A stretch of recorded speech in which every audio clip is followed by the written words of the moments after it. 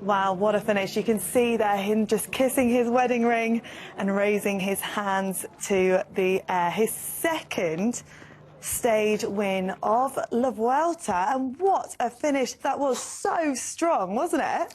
What an attack. I mean, like, straight from the off when they went on the attack, Jorgensen, like, set him up. And it was like they were coming into the final 200 metres of a bike race. It was unbelievable how much time they took so quickly. I don't think anyone in that bunch was expecting that. No. With that much force. And he had to work for that as well, because they had, I think it was 24 seconds on Almeida and Pidcock at the end. But it was 9 seconds, it was 10 seconds, it was 13 seconds for a good 5-6 minutes. And just to have them there on your shoulder, you're always waiting for that gap just to break, just to break, just to break. And when it did, he could settle into his rhythm. He did amazing. Like, we expect it from Vingegaard a little bit, maybe not on a day like today, but a performance like that is expected from him.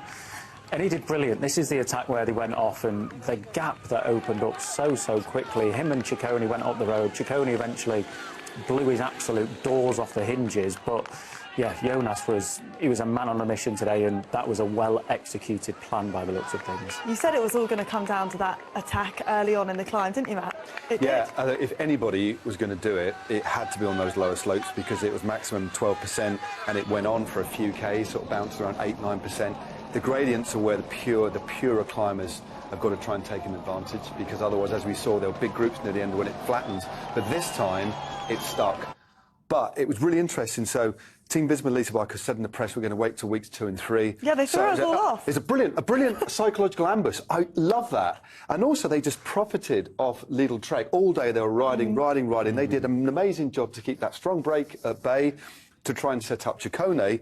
And then they just, with fresh legs, Ciccone. I've got to learn how to say it properly. I prefer it your way. Ciccone. And then they just detonate it at the bottom. And we've seen Jonas do that before, and Ciccone just went into the red a little bit too much. You've got to admire what he did, but he put himself into the red and then couldn't hold on when Almeida came by with Tom Pidcock. What a ride by Tom Pidcock. Yeah. We could stay for an hour. There's so much to talk about. Speaking of Tom Pidcock, I know we can head down that and hear from him now. Let's go. Well, really good. I mean, you know, when Ciccone and Jonas went, of course, it's always so difficult to follow, and Jonas has 4 teammates between you and him, and Trek are on the front, you know.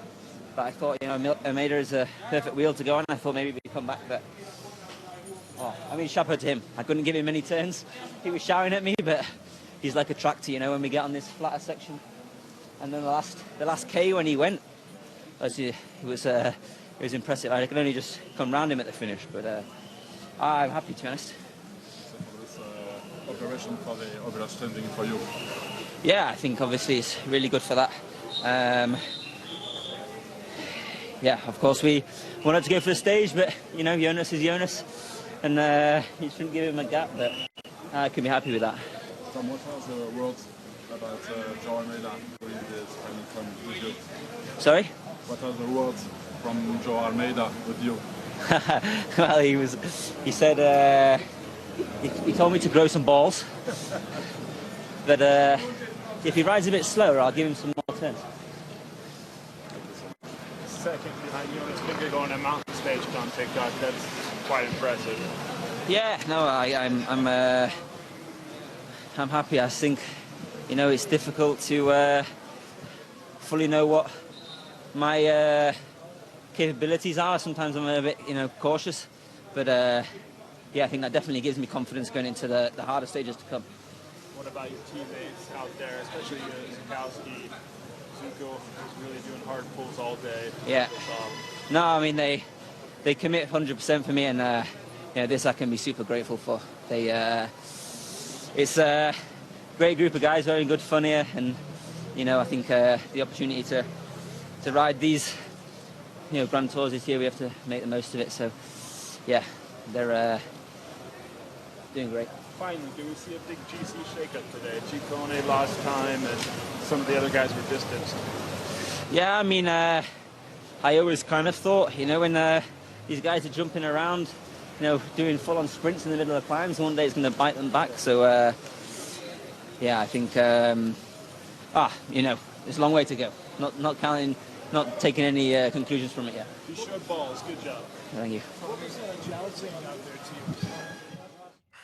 Oh, good to hear from Tom Pidcock. I think overall he's pretty happy with that. He said Jonas can be Jonas, and also nice to hear that Joel Almeida giving him some nice words of encouragement. It was a proper staring competition, wasn't it? I don't know whether we can roll that again, but Tom, we could see, me and Adam were talking about it. Tom, when Almeida was going hard, Tom was on the limit. He was using about a sprocket or two higher, which means that he wasn't on top of the gear. He was just having to just about hold the wheel. And Almeida swung. I've looked at him, and if that's what he said, grow some balls. I'm glad that Tom put him away in the end, because Tom was not mucking about there. That wasn't tactical. He's a man on the limit. But I love that interplay and the fact that Tom could laugh about it. And it's really quite angry. Almeida said, if you're going to play for GC, come and play, you know? I love that. But Tom's learning and put him away in the finish. Brilliant, brilliant ride by Pidcock.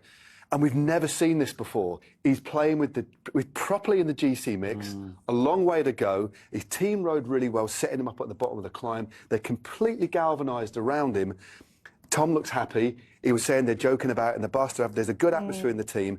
And whatever happens, this is a new trajectory that we've never seen for Tom. And it's pretty exciting, especially coming just ahead of the rest day, so he can recuperate, rest up, and then go again. Yeah, I think the main thing is for Tom is that this is what we've been questioning, if he can do this or not. And this is his goal, to finish in the top 10 of the Vuelta. And that was one clear marker for us, that he's ready for this and he's right up there where he should be. He's just got to keep doing it now. And this is the hard part for him, the consistency of doing that day in, day out. Because if he can do that, not only will he be in the top 10, he'll probably be on the podium when we get to Madrid. So an exceptional performance from him. And I don't see any other reason why Tom wouldn't be able to back this up, because when Tom sort of dedicates himself to something, normally he can do it very, very well. So I can see him going all the way to Madrid, maybe on the podium or not, if that performance is to go by. So, yeah, there's a lot of hope for him. We can take a lot away from that. Totally. He's a fiercely determined person and rider. And at the start of the day, he was 11th on GC. I can confirm he's now jumped up to 4th. Yeah. We knew there was going to be a shake-up with GC, and he's 1:35 behind Troyen, who retains that red jersey. Are you surprised by that? No. No, I think it was a proper GC fight. Troyen, as well, a valiant performance by him to still have that red jersey, because he came under fire, and we learnt a lot about him. No surprise that those other guys are dropping down as well. But essentially, no disrespect to Troyen, he'll fall away. And look at what Adam was saying. We will have Vingegaard, Almeida, then Tom Pidcock already in a realistic podium position. Still a long way to go, but there's a lot to take from that. So, yeah, I think we're going to see. OK, let's take a look at the GC standings then. I can confirm that actually Tom is 58 seconds off Jonas. Jonas still in second. As we mentioned, Torsten Troyen at the top there. He retains that red jersey once again. He can enjoy that for his rest day. We've got Felix Gall, he's moved up to 5th, and then Joel Almeida in 3rd.